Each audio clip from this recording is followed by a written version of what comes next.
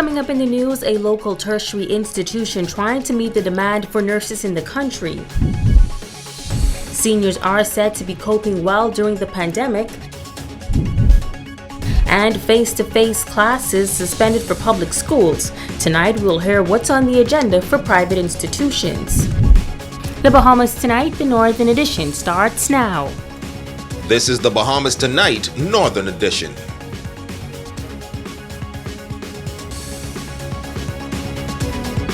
This is the Bahamas Tonight, the Northern Edition. Good evening, all. I'm Megan Shepard. Thank you so much for tuning in. The government working to address a nursing shortage in the country. The Minister of Health, the Honorable Renwood Wells, noting that his ministry is looking to hire nurses locally to meet the demand. Here on Grand Bahama, a local college is improving its nursing program, and officials believe they can help to bring some resolve to the overall situation. Italia Hall has our top story. Founder of Tarif College, Terrence Archer, says it took some 10 years to get their nursing program up and running. After receiving an approval from the Nursing Council in the Bahamas, some 9 students were able to successfully graduate from the program and are now registered nurses. I would venture so far as to say that this was the first time that we've had an institution that would have had 100% passes in this nursing program. Being the first to have it start here in Grand Bahama and finish here in Grand Bahama, again, we know that was a monumental feat that we have accomplished. Our nurses are doing extremely well. We're getting daily commendation about them on the job, their performance, their attitude, which made me feel like a proud father, because these are the things that we wanted them to exhibit out there on the job. Now there is an apparent nursing shortage in the country. According to reports, the Minister of Health, the Honorable Renwood Wells, noting that nurses will be hired locally in order to rectify the issue. Now Archer, along with Eve Archer of the Finance Department, say it is a serious situation. Especially on islands like Grand Bahama and other family islands. I believe that it would be a wise thing to encourage other persons to come into the nursing profession, to come to schools like Tarif College that is offering quality, first-class training, and the proof is in the results of our 9 students. It's very imperative that as an institution, we do our part to help and assist or to close up the gap that we find in the medical the shortage, so to speak. We're very fortunate that the Public Hospital Authority has been tremendous in assisting us, along with the Nursing Council. Marketing Manager Frederica Patton-Thomas says there has been a high level of interest in the program from the community, and a number of persons have registered. What I have been directing them to do to make sure that they're not wasting their money is to go on to our newly accredited agency, NACORP, that they will know that we are a registered institution under NACORP, and we are the only other institution other than UB that offers the nursing program, which we made history in the Bahamas with our nursing passing and being hired. Now, the founder of the institution says the nursing program is now in the process of moving on from the associate level, as the institution is waiting on final approvals. Persons enrolled would soon be able to receive a bachelor's degree. Italia Hall, ZNS Network News. The Ministry of Education suspending face-to-face classes for all primary, junior, and senior high public schools as of Monday, May 25th through June 3rd, 2021. As for private institutions, well, some private schools on Grand Bahama will also suspend in-person instruction classes, while others say they will remain open. Rumiko Knowles has the details. On May 25th through June 3rd, all primary, junior, and senior high public schools across the country will suspend face-to-face classroom instruction as mandated by the Ministry of Education. Several schools in the private sector on Grand Bahama are in agreement. On May 14th, head of Bishop Michael Eldon, the Anglican Central Education Authority Diocese of the Bahamas and the Turks and Caicos Islands, issued a statement that notes that in an effort to minimize the spread of the virus, as schools are now participating in national examinations examinations, it is necessary to limit the number of students on their campuses. Therefore, as of May 25, 2021, all students in grades 1 through 11 will revert to full virtual classes for the remainder of the school year. The statement reads that all students will be required to return to campus on the days that they will write national or internal examinations. Students in pre-K and kindergarten will be allowed to continue with their face-to-face classes, observing established protocols. Principal of Tabernacle Baptist Ashnell Bain says their school will also be closed, but not completely. Our students that are doing external exams, grades 3, 6, and 9, they will come to school face-to-face so that they can continue the face-to-face learning with their teachers, because sometimes the virtual platform doesn't do justice for some students. They struggle. And so because our students have national exams, they're the students that we'll be bringing in face-to-face, I think along with our kindergarten and first graders as well. As for the parents of that institution, they wish we wouldn't do virtual at all. They would like for the students to stay in school the whole time, because it is a challenge with parents now having to find someone to watch their kids, or because they have to be to work, so it's a challenge all around.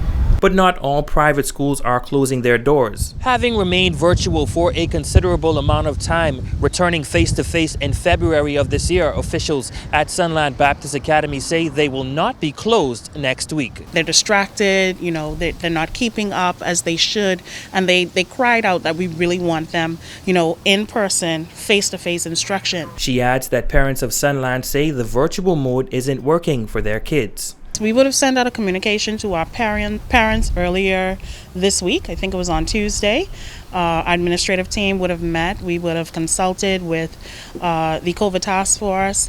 And after taking into consideration all the aspects of what going into virtual at this time would mean, we decided that we would stay in full face-to-face mode of instruction.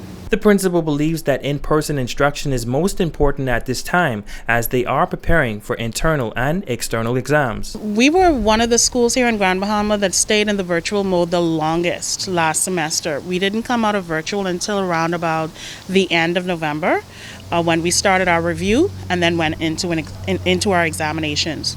During that course, we listened to our parents. Many of them said, virtual is just not working with their children. They're distracted, they're not keeping up as they should, and they cried out that we really want them, in person, face-to-face instruction. Ramiko Knowles, ZNS Network News. Meanwhile, many residents in assisted living facilities have now adapted to a new way of life during the COVID-19 pandemic. Most nursing homes on Grand Bahama are not allowing visitors in order to protect the elderly in those facilities. As Italia Hall tells us, residents and operators are taking advantage of the vaccine. Senior citizens are among those impacted by the COVID-19 pandemic. For months, some seniors have not been able to see their family members and friends, as they are considered to be among the most vulnerable when it comes to the deadly virus. Owner of Home Away from Home, Murphy Knowles, says 2 residents of the home tested positive for COVID-19 and has since recovered. She adds that most residents of the home have been vaccinated. She has taken the jab as well. At first, I was really against the vaccine, but now I see why we need to take the vaccine so we can open up and everybody can socialize much better. And we're waiting now for our second dose. We'll be coming here next week. Owner of Roberta's Senior Citizen Center, Alberta Hudson, says while there are some challenges, they are coping. We changed our rules and we were not letting in any visitors. And so far, I had 16 clients and everybody is COVID-free. And all of my clients, except one, have received the first vaccination and should be receiving the second by next week. She says she has received her first dose of the COVID-19 vaccine and believes that getting vaccinated is a step in the right direction in order to ensure that the elderly population remains safe. Staff members, about a third of them have been vaccinated. Some of them are totally against it, but I'm sure the time will come when I will say, if you're not vaccinated, then you can't work here, so the choice will be yours. Over at Ocean View Retirement Home, there were no COVID-19 cases reported. Founder Agatha Thompson says all residents in that retirement home have been vaccinated. Still not having in-house visits. Those who can are coming out to the garden and visiting with their loved ones, but we've been using every avenue of technology, FaceTime and everything that could be used to keep them in touch with their relatives. Now, Thompson says she and all of her staff members have received their first dose of the vaccine and they're now waiting on the second. She says it is her hope that persons in the general community will do their research and get vaccinated as well. Because right now we're still seeing cases increasing and persons still saying that they're not going to be vaccinated. So we're really hoping that they will do their research. So my colleagues are working overtime in the hospitals and we thank them for the magnificent job they're doing, and we're just hoping that the general public take heed and have themselves vaccinated so we can all be safe and get back to some normalcy, because it's really been stressful not being able to get on with the regular day-to-day visits and the hugs. My grandchildren, they're saying, Mama, when are we going to be able to hug? I say, as soon as everybody's vaccinated fully, and then we'll have those hugs and visitations. It's Talia Hall, ZNS Network News. COVID-19 has claimed another life in the Bahamas as new cases surge, with the addition of 75 new cases. The deceased is a 73-year-old woman of New Providence who died Thursday, bringing the death toll to 222. As for the new cases, 61 are in New Providence, 2 on Grand Bahama, 2 on the Berry Islands, and 2 on Andros, and 8 on Cat Island. By breakdown, males account for 39 and women 36 of the cases. 51 people are hospitalized, with 4 in the intensive care unit. The total case count now stands at 11,397. Of that number, 876 are active. Officials from the Ministry of Education are making plans to memorialize former Deputy Director of Education Clarence Carroll, who passed away on Grand Bahama on April 25th at the age of 80. Friends of the distinguished educator gathering today to remember him as they prepare to say their final goodbyes this weekend. Rumiko Knowles has more. Saddened by the passing of the former educator, District Superintendent of Education Ivan Butler says the Grand Bahama Bimini and the Keys District will honor and recognize his contribution in the form of tribute and song at the memorial service. We are inviting all educators, past and present, to join in with the Ministry of Education in recognizing this outstanding gentleman. And so again, we wish students, teachers, parents, and community-minded citizens to all come out and worship, and let's give Mr. Carroll a grand final farewell. Principal of the Freeport Primary School, Gia Walker, says that when she thinks of Mr. Carroll, her thoughts are that of a man who was giant in stature. Former senior education official Violet Stubbs adds that during this week, which is recognized as Teacher Appreciation Week, it is only fitting to recognize Carroll. My earliest memories of Mr. Carroll was when I first was placed in the Western District, and he was a person who was keen about seeing schools run properly and school management. I like to say he was the master of policies, procedures, and practices. And when it came to history, facts, and statistics, he was your man of business. I've got to know him as one of the most brilliant brains in education. He was so intelligent. He was knowledgeable on almost any and every subject, especially when it came to governments and countries, how they should be governed and run, and in particular education. Patson Neely, former district education officer in East Grand Bahama, and former educator Hezekiah Dean, remembering the good times they all shared with Carroll. I was a boy, and my cousin had an old guitar, which we tried to play but couldn't, and he picked it up and tuned it, and he started playing some Beatle music because he had just returned from London.